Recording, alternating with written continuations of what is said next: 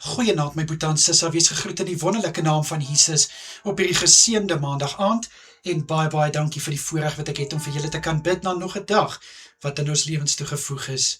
Ek vertrou julle kon alles doen wat julle moes doen en dat julle reg is om hierdie aand te betree. Kom ek bid vir ons. Vader, ek kom na U toe in die lieflike naam van Jesus vanaand.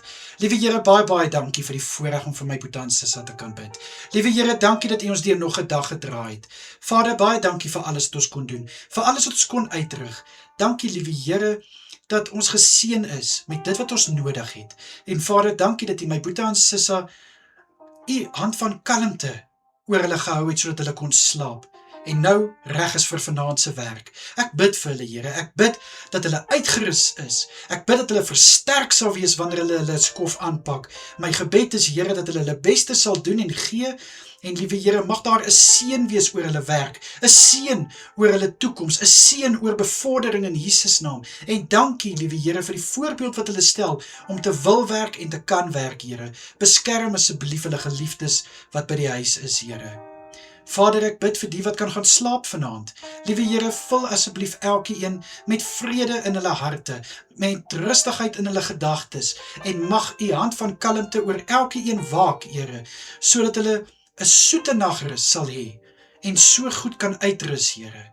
Vader, ek bid ook vir aktiwiteite wat nog gaan plaasvind in hierdie skoolvakansies by kerke.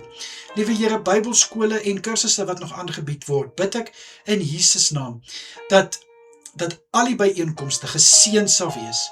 Ek bid dat U asseblief elke persoon wat 'n aanbieding gaan verteenwoordig, liewe Here, sal seën met wysheid en met kennis, om die lesing op so vlak te bedien dat elkeen dit kan verstaan, iets daaruit leer en hulle kennis verbreed. Liewe Here, vir selgroepe, Bybelgroepe en gebedsgroepe wat nog gaan plaasvind, bid ek, Here, dat die elke boodskap wat gebring gaan word, sal seën, Here, en ek bid dat die Heilige Gees dit sal oopbreek, en dat U teenwoordigheid elke vertrek sal vul, aanlyn of fisies, in die kosbare lieflike naam van Jesus Christus.